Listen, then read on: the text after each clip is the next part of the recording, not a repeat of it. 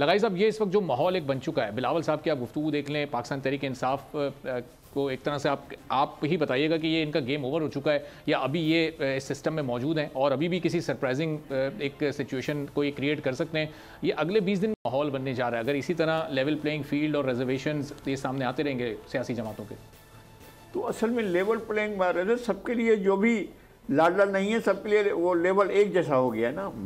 बिल्कुल level playing field जो है उसको लेवल कर दिया गया है। चलें भी आपके ये कर दिए गए, आपको निशान नहीं मिला, आपको जो आपके उम्मीदवारों को हमने निशान निकाल दिया, आपके उम्मीदवारों को दूसरा निशान दे दिया, इस तरह से मामला चल रहा है।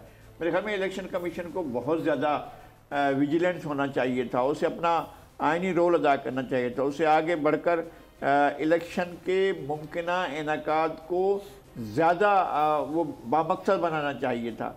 और जो अब लग रहा है कि ऐसा नहीं है, इलेक्शन हो रहे हैं और हमें शदीद ज़रूरत है कि इलेक्शन वक्त पर हों, क्योंकि पाकिस्तान बहुत ख़राब हालात से गुजर रहा है और बहुत ख़राब हालात हमें सामने नज़र आ रहे हैं। अगर ऐसे सूरत में इलेक्शन नहीं होते हैं या इलेक्शन में कोई रखना पड़ता है तो मेरा ख्याल है कि ये ज़्यादा नुकसानदेह होगा। अच्छी बात ये हुई है, इसमें सबसे अच्छी बात ये हुई है कि तमाम सियासी जमातों ने बालिग नज़री का मुजाहरा किया है और उन्होंने इलेक्शन से फरार का कोई रास्ता अख्तियार नहीं किया है। इस बात के खदशात मौजूद थे कि जो पार्टी ये समझती थी कि उसके साथ ज्यादती हो रही है वो इलेक्शन से बाहर हो सकती थी या इलेक्शन का बाइकाट कर सकती थी, लेकिन ऐसा नहीं हुआ है। सब लोग फील्ड में मौजूद हैं और ये है दुख की बात है। कैसे पता चलेगा कि कौन सी पार्टी का, अगर पीटीआई की हद तक बात की जाए तो पीटीआई के लोग किस निशान पर इलेक्शन लड़ेंगे, ये एक सवाल है और हर आदमी ये सवाल पूछेगा कि जनाब हमें बताया तो जाए, अगर एक पार्टी है तो एक निशान भी होना चाहिए।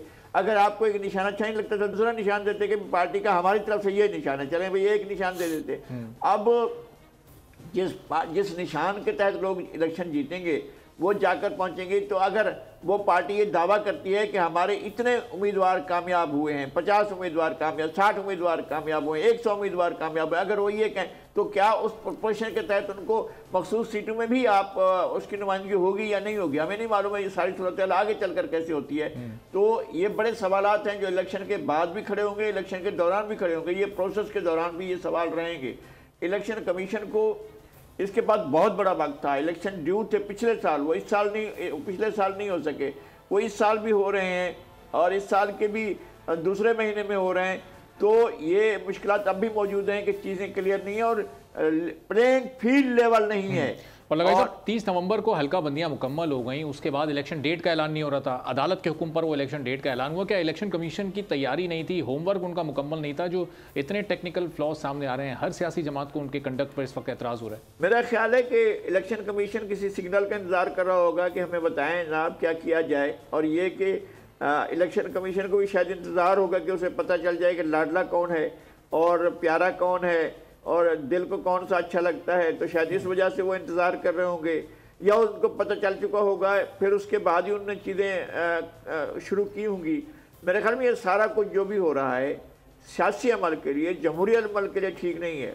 आप इस तरह एक दफ़ा काम चला लेंगे लेकिन अब हमेशा ऐसा नहीं चलाएंगे।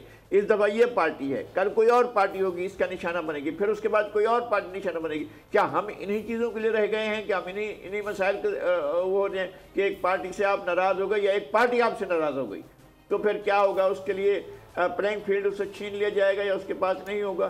तो सियासत को सियासत रहने दिया जाए, इसको ज़्यादा ख़तरनाक खेलना बनाया जाए। और अब शुरू ये हमने आगे बढ़कर ये करना है कि जो भी पार्टी इलेक्शन जीत कर आए वो बड़ेपन का सबूत दे और वो तमाम लोगों को साथ मिलाकर बात करे, क्योंकि हालात बहुत ही ज़्यादा नागुफ्ताबे हैं। हम कह नहीं सकते कि आगे हालात क्या रुख अख्तियार करेंगे, क्योंकि हमारी मईशत, हमारा सियासी कल्चर वो बहुत बुरी तरीके से मुतासर हो चुका है।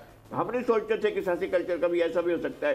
सोशल मीडिया ने हमें अवेयर करना था, उसने हमें बहुत ज़्यादा अंधेपन का शिकार किया है। हम बहुत सी चीज़ों से जिससे बाखबर होते थे अब बेखबर होते जा रहे हैं। ये सारी चीज़ें हमारे सामने मसाइल के तौर पर आई हैं। हम देखें कि आगे हम कैसे निकलते हैं। सब्सक्राइब करें और बेल दबाएं ताकि कोई खबर रह न जाए।